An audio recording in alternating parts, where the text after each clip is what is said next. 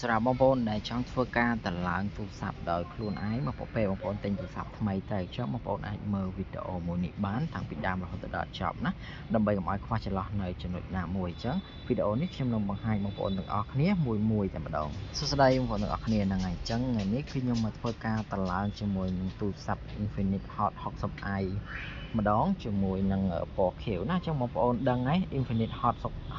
60i គឺមានតម្លៃ3ស៊េរីដែលខ្ញុំចេញពីវីដេអូមុនអញ្ចឹងវីដេអូនេះគឺខ្ញុំបង្ហាញបងប្អូនទាំងអស់គ្នាពីរបៀបតម្លើងកម្មវិធីនៅលើទូរស័ព្ទហ្នឹងទេអញ្ចឹងយើងគ្រាន់តែធ្វើការបើកគ្រឿងវានឹងចេញមកបែបនេះហើយនៅពេលនេះវាអាចចំណាយពេលយូរតិចចឹងបងប្អូនកុំបារម្ភអីព្រោះទូរស័ព្ទថ្មី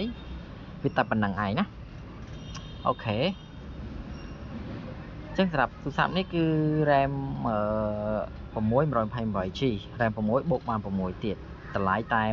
$119ទេមកល្មមបងប្អូនតម្លៃនេះគួរសមមែនតើសម្រាប់យកទៅប្រើប្រាស់ណាអូខេអញ្ចឹងវាចេញមកដល់ត្រង់នេះបងប្អូនចុចសញ្ញាព្រួញទៅមុខនេះតទៅពីបងប្អូនចុចហើយវានឹងវិលមកដល់ត្រង់នេះហើយអញ្ចឹងដល់ពេលវិលមកដល់ត្រង់ហ្នឹងបងប្អូនគ្រាន់តែធ្វើការជ្រើសរើសភាសាមកបងប្អូនអាចយកជាភាសាខ្មែរក៏បានដែរប៉ុន្តែខ្ញុំសូមបង្ហាញជាភាសាអង់គ្លេសតែម្ដងណាឲ្យងាយស្រួលអូខេអញ្ចឹងយើងធ្វើការយកភាសាអង់គ្លេសនៅខាងលើនឹងស្រាប់មកតមកយើងធ្វើការចុចតិចខាងក្រោមតមកបងប្អូនអូសឡើងលើណាកន្លែងនេះគឺបងប្អូនត្រូវរើសកម្ពុជាឲ្យទៅ